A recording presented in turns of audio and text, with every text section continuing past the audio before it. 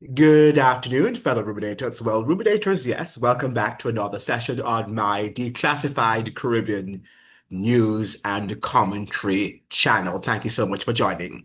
We are certainly living in some of the most deceptive times of our lives, okay? We're living in a particular deceptive age, era, epoch. We're living in the best of times and we are living in the worst of times. Paradoxically, we can say that, we have access to a whole lot of information, right, vis-a-vis the internet, and people have cell phones, so they have immediate access to the internet. Whatever you desire, you can go on the internet to look and to research.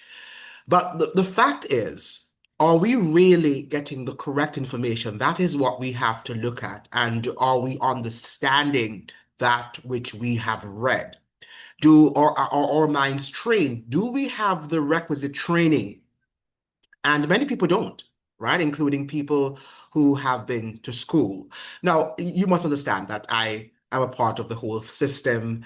I was trained as a teacher, so I understand what education and how education is actually executed in most parts of the world.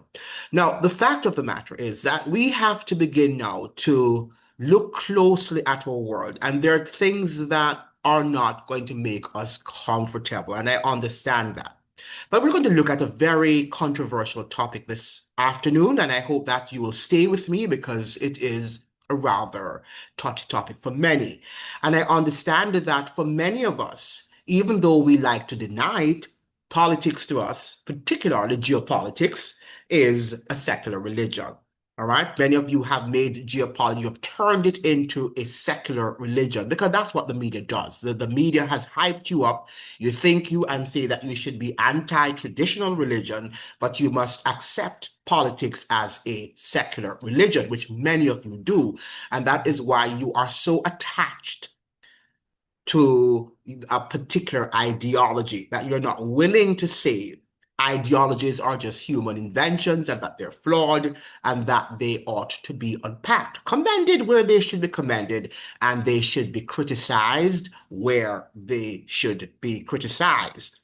So Castro legacy and Diaz-Canel sanctioned. That's what we're opening up the papers with this morning. That the family of the Castros and Diaz-Canel, who is currently the president of Cuba, all of these people have been indicted. Not only have they been indicted, but the US is suggesting that any business or people or country that do business with any of these people, that they will receive the ire of the United States of America.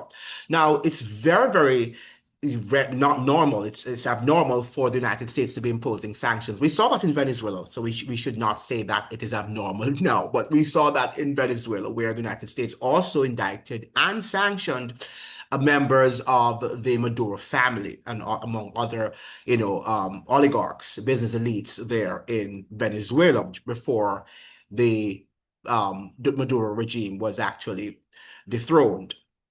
Now, Castro legacy and Diaz-Canel sanctioned, Cuba facing Venezuela betrayal.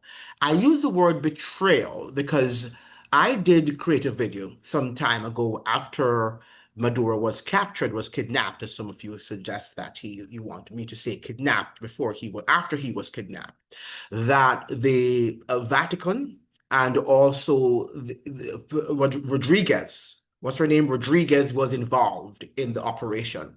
Okay, she was involved in the operation. So we are going to look at some of those and look at what has been reported about that betrayal. Or to remind you, since I've already done videos on that, just go on my channel and check and look at my videos. If you look at my videos chronologically, if you go back to my channel and you review much of my videos from Venezuela and the role of Trinidad in that sort of debacle, in that build-up of the war event against and the war efforts against Venezuela, then you are going to see where I have articulated clearly what was happening methodically. And a lot of what I said, 98%, I'm a flawed individual, so I'm sure that I might have said something that should not have been said. But I can say that 98% of what I said is coming to pass. Right? I did tell you that Maduro was going to be captured without the help of Russia and China. It happened. And many of you are still bent on saying that Cuba is going to be helped by Russia and China. I'm telling you that I don't think so, but of course I don't know the future, so it's best not to say categorically or definitively that that will not happen. But the fact of the matter, I don't believe it will happen. I think that we're facing a geopolitical chess game, and that we as citizens are being played. The leaders are playing us. Okay? And let's delve right into the story at the minute. Let us open up with a telegraph, right? This is coming from the British Telegraph, and this was immediately after Maduro was captured. All right? My computer is sort of slow, so please bear with me in terms of getting the information up on the screen as fast as I would have liked to. Now, we hear this coming from oh, this is not the one that I was looking for.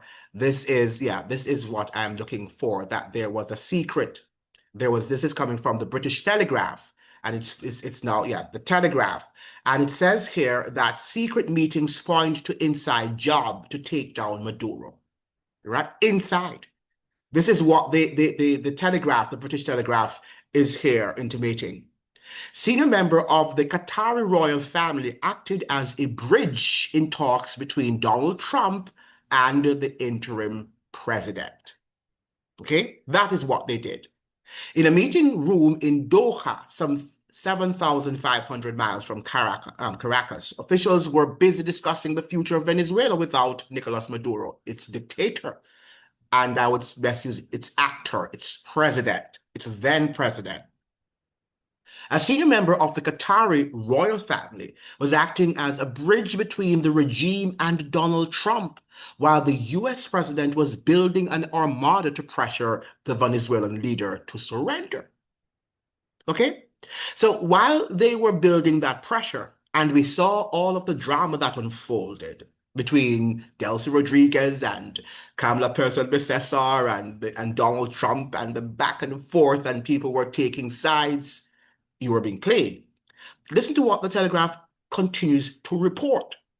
But Mr. Maduro had no part in the secret meetings in Doha. Instead, it was his vice president, Delcy Rodriguez, and her brother Jorge, who were leading the talks. And this is the same Delcy who spoke so eloquently and stridently against US imperialism in Venezuela and the wider region. According to the Miami Herald, which has strong contacts in Latin America, Miss Rodriguez had reached out to Washington to present herself as a more acceptable alternative to the Maduro regime. And people were questioning after the dethronement of Maduro. How is it that he selected? How is that Trump just went and selected Rodriguez to be the interim president? You know, even I was wondering, how did that happen? But because I understand that geopolitics is a chess game, it did not really surprise me that much. She now rules Venezuela with the approval of Mr. Trump. That's Delcy Rodriguez. She's now the interim president, right? Details of the meeting have fueled suspicions that the removal of Mr. Maduro was an inside job. Was a what? An inside job planned to leave a president in power who can manage a transition without dismantling the state completely and causing turmoil and riots. This is what the United States is doing now. It does not want to totally unravel what is happening in the country. And in order to avoid riots and things that it will take money for them to invest in and, and create more mayhem, they are now going to do things by practicing internal betrayals of these regimes, whether it's in Jamaica or it's in Trinidad. The United States has mastered that sort of art of deception. And that's what they're talking about, negotiation. Whenever you hear Trump about the art of the deal and negotiation, think about betrayal. Okay? As the October reports of the meeting say, Ms. Rodriguez offers Madurismo without Maduro, a kind of regime light. On Saturday, Donald Trump said the U.S. would now run Venezuela through the transition government led by Ms. Rodriguez, while preparations were made for American oil companies to swoop in and start extracting. And she just simply goes with the agenda because she was behind the sort of betrayal of her colleague and possibly friend. All right? Be careful of the persons whom you call friends, particularly colleagues and even just friends by nature. Okay? This is something very, very interesting that we must understand. Okay? Now, listen to what Donald Trump is saying. She's essentially willing to do what we think is necessary to make Venezuela great again, Mr. Trump told reporters of Ms. Rodriguez. Whatever he asks her to do, she is going to do. Who faced U.S. sanctions during Mr. Trump's first administration for her role in undermining Venezuelan democracy. So during Trump's first term in office from 2016 to 2021, 2017, I should say, she, Rodriguez, faced sanctions, as we're seeing now Miguel Diaz and the Castro family facing sanctions in Cuba. Okay? But eventually she wound up being the interim president. How could that be? Are we being played? On Sunday, Francisco Santos Calderon, Colombia's former vice president, this is no ordinary person. When I say ordinary person, I mean that he has to be in some know. He's no idiot, right? He was a former vice president, or he is a former vice president of Colombia, Francisco Santos Calderon, suggested the entire operation to remove Mr. Maduro had been an inside job with the help of Ms. Rodriguez. These are his assertions. These are not mine. I am an ordinary person. I don't have the links. I don't have the high-level contact as a former vice president of Colombia would have. Mr. Santos said he was absolutely certain that Ms. Rodriguez betrayed Mr. Maduro by allowing him to be captured by the U.S. without much of a fight. Okay? Mr. Santos, who was previously the Colombian ambassador to the United States, said they didn't remove him. They handed him over.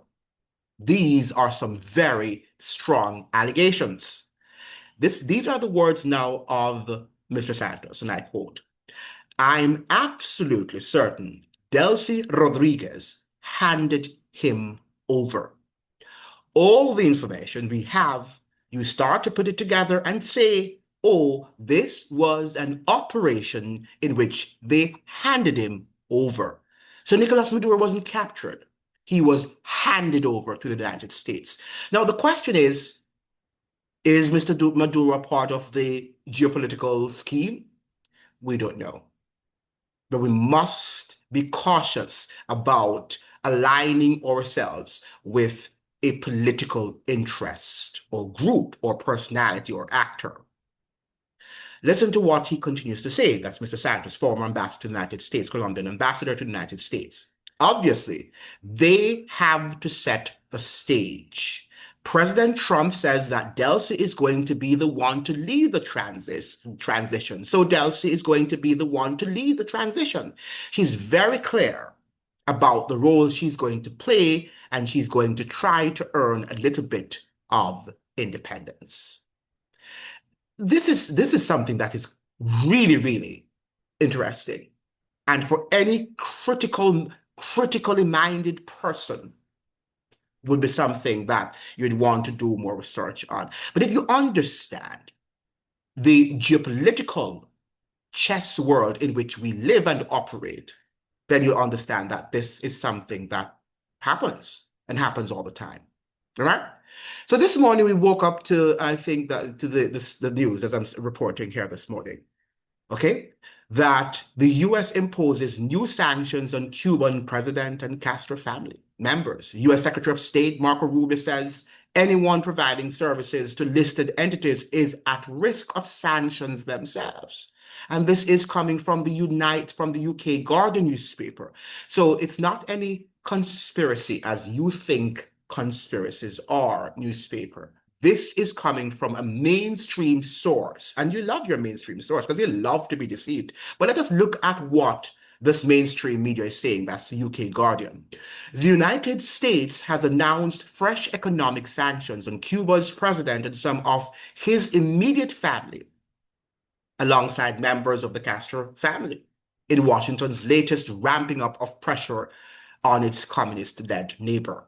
Among those targeted were the son and grandson of former President Raul Castro, who no longer holds an official position but remains a key figure on decisions about the future of the island. Don't understand that he no longer, but he remains influential. President Miguel Díaz-Canel, his wife and stepson were also hit by latest Treasury Department sanctions issued on Thursday, as was the Ministry of the Revolutionary Armed Forces and several other entities. The US has had an embargo on Cuba for decades, but US President Donald Trump has drastically ramped up pressure on the island in recent months and openly muses about taking it over. Now, this is something that is frightening. This is something that is frightening. The fact that they are suggesting that they have imposed sanctions, the United States has imposed sanctions on members of the Castro family and the Diaz-Canel should indicate to us that we are not living in ordinary times. We are not living in sovereign states, because they're suggesting here any government that does any business with these people will also face sanctions. All right. So the United States is not only imposing sanctions on countries anymore, it can impose sanctions on individual members within any sovereign state. Okay.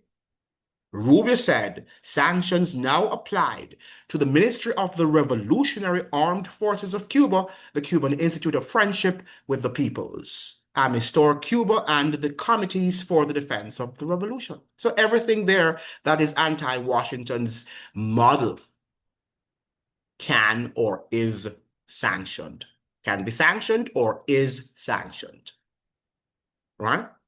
So this is something that we have to wake up to. Now, we're hearing that the USS Nimitz is in Jamaica. And some people are suggesting, oh, but why do we have to have the United States doesn't have to launch an attack on Cuba from Jamaica because it has Guantanamo Bay. And that is a facile sort of way of reasoning. Because when you are doing military operations, you have to be covered on every side, because the enemy can attack on any side, right? So you want to make sure that your bases are covered. That is what military operation is about. And many of you don't understand it, and you don't want to research, you don't want to read, you don't want to, engage your minds in more critical awareness and understanding. Okay? You don't want to do that. You just want to read what you see on the media and you accept it as gospel. But what I'm using the media as a way to inform you of what they're saying and also to dissect what they're saying and to show you that they're not telling us the forces behind the scenes who are running the show. Because if I were to tell you, to show you this morning the role of the Vatican in the Maduro capture, and how the US and the Vatican, even the night before the operation was carried out, and I understand that the report by a very credible source, that the New York Times was informed hours before the operation took place, that's the Maduro capture, that it would have been done so. So by the time they're doing that, they've already had their articles ready for you to digest, and you read it as if it is gospel. You read these articles as if these articles are gospel, when we know the CIA controls the media, right? The media worldwide. particularly when we saw COVID, what happened and how, you had the person like the likes of Bill Gates, who sent money and paid off our media houses to hush their mouths on what was happening during that operation. Okay? But a lot of things are paradoxical. We can't really untie the web of confusion. The NBC is reporting here. Okay, and this was an article written from, I think it was, May 14th, 2026. Listen to the title. CIA Director Ratcliffe, and I think I presented this before too, meets with Cuban officials in Havana. So the CIA is not only operating in Guantanamo Bay, the CIA is in Havana. And once the CIA gets there, it's not going to leave. And it is going to create confusion. Remember now the CIA was also in Venezuela. So what they're doing there now, they are laying the groundwork for the capture, the kidnapping, whatever they're going to do, the special operation forces of dethroning this regime, the Cuban regime. That is what you have to understand. CIA Director John Ratcliffe met with Cuban officials in Havana on Thursday, according to a CIA official and a statement from the Cuban government. Ratcliffe met with Cuba's interior minister, the head of its intelligence services, and Raulito Rodriguez Castro, a government official who is the grandson of former President Raul Castro, according to the CIA official. And it was shortly, I think, afterwards, that the United States told us that Raul is indicted. Now, how can it be that the CIA is meeting with the grandson and then his grandfather, and right now members of the Castro family, probably including him, the grandson, who met with the CIA official, are indicted? Cuba faces an energy crisis after the U.S. military in January arrested the president of Venezuela, a country that was a key Cuban ally and source of oil. The CIA official said Ratcliffe was there to personally deliver President Trump's message that the United States is prepared to seriously engage on economic and security issues, but only if Cuba makes fundamental changes. The CIA official added that Ratcliffe and the Cuban officials discussed intelligence cooperation, economic stability, and security issues, all against the backdrop that Cuba can no longer be a safe haven for adversaries in the Western Hemisphere. Cuba said it provided information that made it possible to categorically demonstrate that Cuba does not constitute a threat to U.S. national security. So why are they reporting that they are when they met with them? And obviously, they would have inked out some form of deal, right? Because that's what Trump likes to do, the art of the deal. Right? But that is how the United States military-industrial complex operates. It's not Trump. Trump is just, a little minion of the U.S. military-industrial complex. There's a lot of betrayal going on here, and I think the people of Cuba are the ones, and we, the citizens of the world, are the ones who are being betrayed and being played. The leaders are fighting over scarce resources and spoils, and we are not a part of the conversation. So you can take whatever side you want to take. I take no sides. I take no political side. I'm not on the right, neither am I on the left. I'm not pro-CIA, neither am I anti. I'm anti the secret society or secret organization. Definitely so, right? Particularly one that was founded by the Vatican. The CIA is a Catholic intelligence agency, right? That is what it is, for those of you who do not know, founded by the Knights of Malta, okay? Or Knights of Columbus. Now, Margaret Kimberly, and she is the editor of the Black Agenda Report, and I had her on this channel sometimes last year. I think it was during the day before Thanksgiving. She's the editor of the Black Agenda Report, and she published here an article. I think it appeared in the Orinoco Tribune. Betrayal in Venezuela, she says, and this was written on May 22nd, 2026. Venezuela's betrayal, this is what she continues to articulate. Venezuela's betrayal of Alex Saab, or Saab, in handing him over to the US leaves little room for debate. The Bolivarian revolution has been seriously undermined and can only be revived by the Venezuelan people themselves. By whom? By Delcy Rodriguez or the left-wing party there? No, she says, and she's right. Margaret Kimberley is right here. She says it can only be revived by the Venezuelan people themselves. Your leaders are not going to do it because they are part of the geopolitical chess game to deceive you, right? And then to control you. That is the agenda. On May 16, 2026, Alex Saab, once a diplomat serving Venezuela who had already suffered imprisonment at the hands of the United States, was turned over to the United States once again.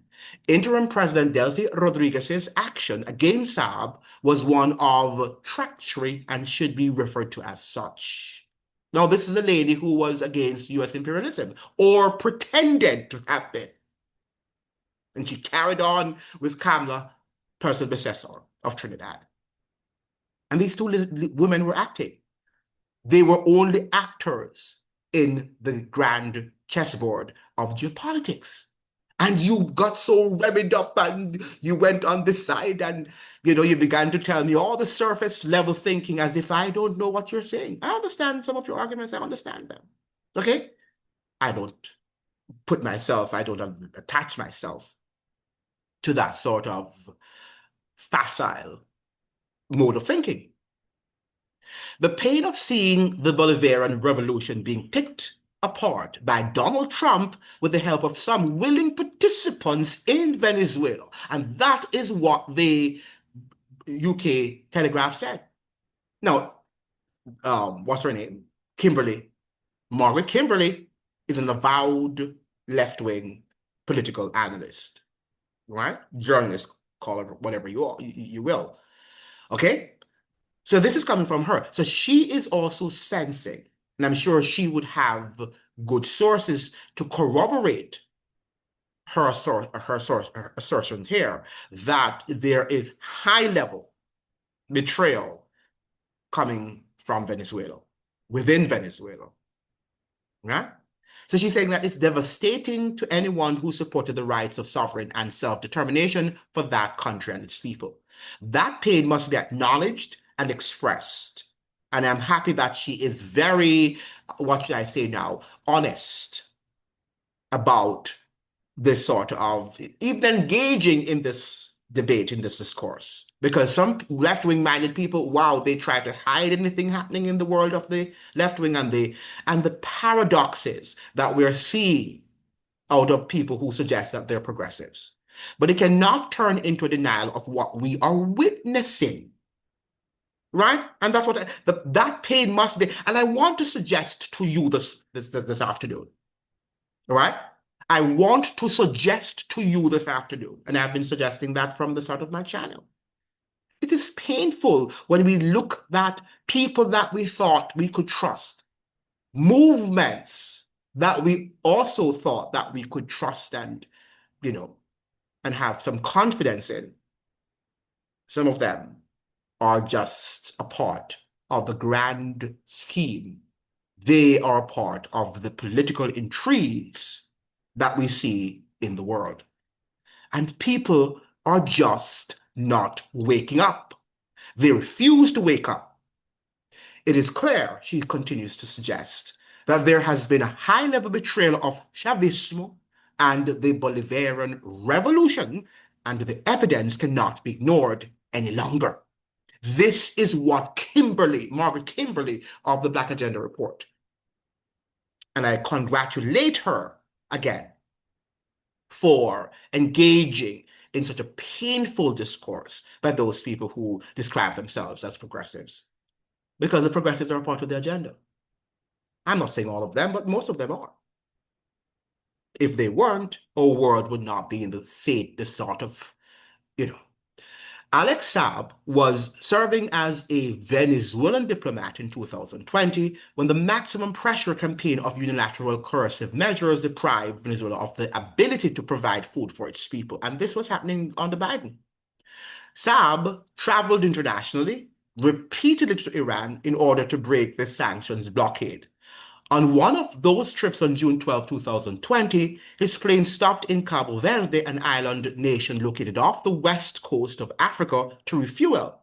And he was arrested on orders of the United States and in violation of Cabo Verde law. He was arrested in a foreign country by US authorities under the Biden administration. This was not under Trump. As many suggest, Trump is the worst president, since sliced bread. Okay? Saab's rights of diplomatic immunity was violated first by Trump and then by Joe Biden administration, which kidnapped him again in 2021 and sent him to Miami, Florida to face US charges. Okay? The man was facing US charges after he just simply was on a mission of his country. After 3 long years of captivity, Biden granted Saab clemency, and I might be butchering his name, and freed him as part of a prisoner swap in December 2023. And he returned to Venezuela, but as fate would have it, he still was not safe. All right? So do you see the betrayal? I don't have to go into the details. I just wanted you to get the gist here. The betrayal is the underlying word in my presentation to you. The human heart. I want to read you this. I want to end the program here by saying, the human heart is desperately wicked. Who can know it? Right? It's desperately wicked. I just want to read you that quotation coming from the Bible itself. Jeremiah 17, verse 9, from the King James Version, my preferred version of the Bible. The heart is deceitful above all things and desperately wicked. Who can know it? This is a very deep Bible verse. The human heart is above all things deceptive and desperately wicked. Who can know it? Even yourselves, myself included, we don't know our hearts and the evil that resides in that desperately wicked heart. Okay? So if you think that you can align yourselves with Cuba or with Iran or with China or with the United States or with Canada, you are going to be deceived. I'm not suggesting that you cannot support somebody who stands up for what is right, but very few people are standing up for what is right. The large majority are just using rhetoric, and you're so deceived by what they say that you don't understand the biblical principle that the human heart is desperately wicked, so that they can deceive you whilst they're saying something from their mouths. They're doing something behind the scenes that contradicts the very statements that they articulated, that got you so revved up. And you have to support Fidel Castro. You have to support Miguel Díaz. You have to support Andrew Holness. You have to support Kamala Harris-Bessesser. You have to support Donald Trump. Because you don't understand that these people represent very powerful economic interests, and they're doing their bidding. One of these days, we have to unpack the Vatican's role in the kidnapping of Nicolas Maduro. I think I might have done it already. You're lazy. You don't want to get to know information that is critical to your awareness and to understand the world in which you live. So you're not going to hear this coming from The majority. Because all of the media houses, because even the independent media houses, you can see that the CIA has its stamp of approval on many of them, right? That they will not tell you who really are behind the scenes. Well, the ones that they're identifying are not the real ones. They're not the real ones. They're, yes, they're part of the actors, but they're not the real. They're not at the top. And that is what you have to understand. So this is what do you think? Quite frankly, I think that in the next 2 weeks, if so long, Raul Castro will be out of Cuba. Okay? Is Raul Castro and all of these people, these political actors in Cuba, are they a part of the agenda, the scheme? Only time will tell. I would only say to you that anything coming from a predominantly Catholic country, you have to be careful. Even when you're coming from a Protestant nation, but when you see things coming, when you look, and you can only understand my understanding, my assertion, if you have lived in Latin America for any period of time. When you live in a Latin American country, you don't know what is true. You don't know who is real because it's deeply ingrained in Catholic, in the Catholic religion, deception. The Catholic religion, Catholicism, is deception at its finest. Okay? Thank you so much for joining.